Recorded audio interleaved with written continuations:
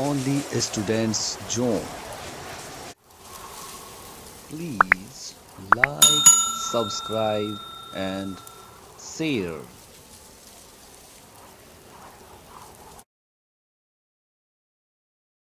स्वागत है दोस्तों आप सभी का आज के इस सेशन में। दोस्तों आज के इस सेशन में हम करने वाले हैं यादव वंश, होयसल वंश, पाल वंश, सेन वंश और जानेंगे कश्मीर के राजवंश के बारे में। तो दोस्तों चलते हैं आज के पहले प्रश्न की ओर। आज का जो हमारा पहला प्रश्न है दोस्तों कि देवगिरी के यादव वंश की स्थापना किसने किया था। तो दोस्तों यदि हम देवगिरी के यादव वंश की बात करें तो इसकी स्थापना जो है वो विल्लम पंचम के द्वारा किया गया था और इसने दोस्तों इसकी राजधानी देवगिरी बनाई थी। दोस्तों इस वंश का जो सबसे प्रतापी राजा था वो सिंघन था। कौन था दोस्तों? सिंघन। तो चलते हैं नेक्स्ट प्रश्न की ओर। हमारा जो नेक्स्ट प्रश्न है कि यादव वंश का अंतिम शासक जिसने मलिक काफूर के सामने आत्मसमर्पण कर दिया था। तो दोस्तों इसका जो सही उत्तर है वो है रामचंद्र। दोस्तों रामचंद्र ने मलिक काफूर के सामने आत्मसमर्पण कर दिया था और दोस्तों मलिक काफूर जो था वो अलाउद्दीन का सेनापति था। हमारा जो नेक्स्ट प्रश्न है दोस्तों वो है कि 1117 में बेल्लूर में चेन्ना केशव मंदिर का निर्माण किसने करवाया था। तो दोस्तों बेल्लूर में चेन्ना केशव मंदिर का निर्माण होयसल वंश के विष्णुवर्धन ने करवाया था। दोस्तों होयसल वंश की जो स्थापना है वो भी विष्णुवर्धन ने ही किया था और होयसल वंश जो था दोस्तों वो भी यादव वंश का ही एक शाखा था। हमारा जो नेक्स्ट प्रश्न है वो है कि गंग वंश के किस शासक ने दत्तक सूत्र की रचना की थी। तो दोस्तों दत्तक सूत्र की जो रचना की गई थी वो की गई थी माधव प्रथम के द्वारा। किसके द्वारा दोस्तों? माधव प्रथम के द्वारा और ये गंग वंश का शासक था। दोस्तों गंग वंश का जो संस्थापक था वो था वज्रहस्त पंचम और अभिलेखों के अनुसार गंग वंश के प्रथम शासक कोंकणी वर्मा था, लेकिन अगर हम संस्थापक की बात करें तो वो वज्रहस्त पंचम था। दोस्तों गंगों की जो प्रारंभिक राजधानी थी वो कुवलाल थी जो बाद में फिर तालकाड हो गया। हमारा नेक्स्ट प्रश्न है कि काकतीय वंश का सबसे शक्तिशाली राजा कौन था। तो दोस्तों काकतीय वंश का सबसे शक्तिशाली राजा जो था वो था गणपति। दोस्तों गणपति ने लगभग 35 वर्षों तक शासन किया था।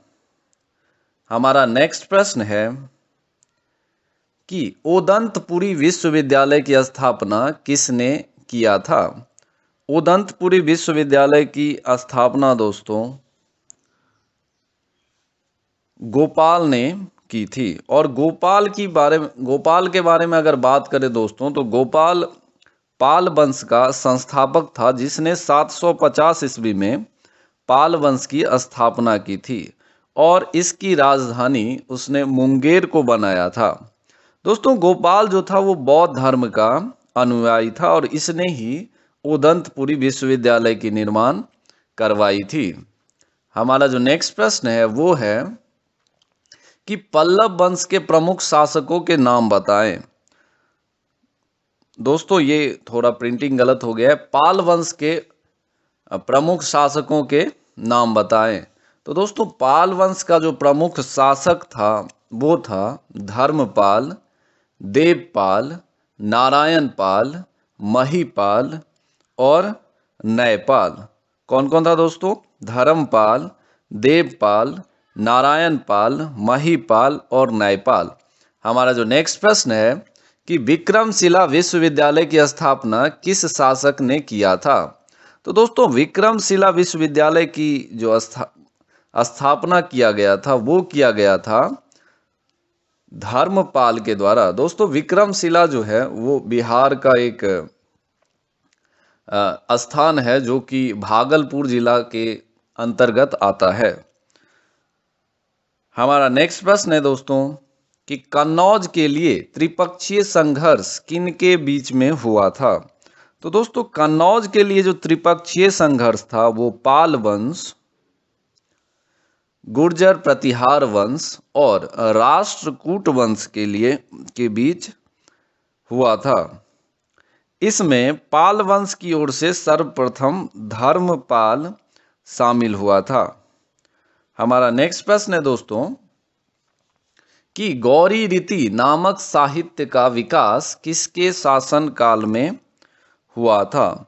अगर हम दोस्तों बात करें कि गौरी रीति नामक साहित्य का विकास जो है वो पाल वंश के समय में हुआ था। किस वंश के समय में हुआ था दोस्तों? पाल वंश के।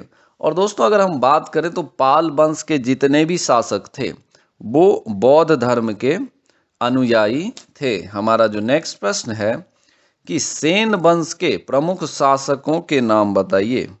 तो दोस्तों सेन वंश के जो प्रमुख शासक थे वो इस प्रकार थे: विजय सेन, बल्लाल सेन और लक्ष्मण सेन। दोस्तों सेन वंश की जो स्थापना है वो सामंत सेन ने की थी और इसकी राजधानी नदिया लखनौती थी। तो चलते हैं दोस्तों नेक्स्ट प्रश्न की ओर। नेक्स्ट प्रश्न जो है कि दान सागर और अद्भुत सागर की रचना किसने की थी? तो दोस्तों दान सागर और अद्भुत सागर की रचना बल्लाल सेन ने की थी। दोस्तों अद्भुत सागर को लक्ष्मण सेन ने पूर्ण रूप दिया था। हमारा नेक्स्ट प्रश्न है कि गीत गोविंद के लेखक जयदेव, पवन दूत के लेखक धोई एवं ब्राह्मण सर्वस्व के लेखक हलायुद्ध किसके दरबार में रहते थे? दोस्तों इसका जो सही उत्तर है वो है लक्ष्मण सेन के दरबार में। दोस्तों हमारा नेक्स्ट प्रश्न है कि पद्युम्नेश्वर मंदिर का निर्माण देवपारा में किसने किया था? तो दोस्तों पद्युम्नेश्वर मंदिर का निर्माण विजय सेन के द्वारा करवाया गया था। किसके द्वारा दोस्तों? विजय सेन के द्वारा करवाया गया था। हमारा नेक्स्ट प्रश्न है कि किस वंश ने पहली बार अपना अभिलेख हिंदी में लिखवाया? दोस्तों अगर हम बात करें कि हिंदी अभिलेख में, हिंदी भाषा में पहला अभिलेख जो लिखवाया गया था वो लिखवाया गया था सेन वंश के द्वारा। किसके द्वारा दोस्तों? सेन वंश के द्वारा। हमारा नेक्स्ट प्रश्न है कि बंगाल का अंतिम हिंदू शासक कौन था? तो दोस्तों बंगाल के जो अगर अंतिम हिंदू शासक की बात करें तो ये थे लक्ष्मण सेन। लक्ष्मण सेन दोस्तों बंगाल के अंतिम हिंदू शासक थे। हमारा नेक्स्ट प्रश्न है कि कश्मीर पर शासन करने वाले प्रमुख वंश कौन कौन से थे? तो दोस्तों अगर हम बात करें कि कश्मीर पर शासन करने वाले जो पहला वंश था वो था कारकोट वंश, उत्पल वंश और लोहार वंश। दोस्तों अगर हम बात करें कारकोट वंश की तो ये एक हिंदू वंश था जो कि 627 ईस्वी में दुर्लभ वर्धन नामक व्यक्ति के द्वारा स्थापित किया गया था और हेनसांग ने उसके शासनकाल में कश्मीर की यात्रा की थी। दोस्तों अगर हम बात करें कारकोट वंश का सबसे शक्तिशाली राजा ललितादित्य मुक्तापीड था और कश्मीर का मार्तंड मंदिर का निर्माण ललितादित्य मुक्तापीड के द्वारा ही करवाया गया था। दोस्तों कारकोट वंश के बाद कश्मीर में उत्पल वंश का शासन हुआ और इस वंश का संस्थापक अवंती वर्मन था। दोस्तों अवंतीपुर नामक नगर की स्थापना अवंती वर्मन ने ही करवाया था। हमारा जो नेक्स्ट प्रश्न है कि अवंती वर्मन के अभियंता जिसने सिंचाई के लिए नहरों का निर्माण करवाया वो कौन था? तो दोस्तों इसका जो सही उत्तर है वो है सूय। क्या है दोस्तों? सूय ने नहरों से सिंचाई के लिए नहरों का निर्माण करवाया था। हमारा जो नेक्स्ट प्रश्न है दोस्तों वो है कि 980 ईस्वी में उत्पल वंश की एक महत्वाकांक्षी शासिका के नाम बताइए। दोस्तों एक शासिका थी जिसका नाम था रानी दिद्दा, जिसने 980 ईस्वी में उत्पल वंश में राजगद्दी संभाली थी। हमारा नेक्स्ट प्रश्न है दोस्तों कि हर्ष का आश्रित कवि कौन था? तो दोस्तों हर्ष का जो आश्रित कवि था वो था कल्हन। दोस्तों जयसिंह लोहार वंश का अंतिम शासक था जिसने 1128 ईस्वी में से 1155 ईस्वी तक शासन किया। जयसिंह के शासन के साथ ही कल्हन की राजतरंगिणी का विवरण समाप्त हो जाता है।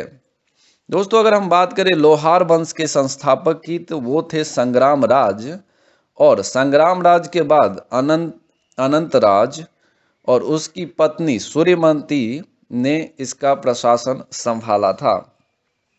दोस्तों उत्पल वंश के बाद कश्मीर में लोहार वंश का शासन हुआ था। तो दोस्तों ये थे आज के कुछ प्रश्न। यदि आपको ये वीडियो पसंद आया है तो चैनल को ज़्यादा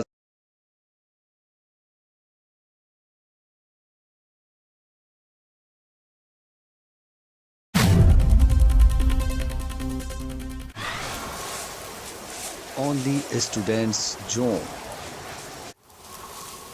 Please like, subscribe and share.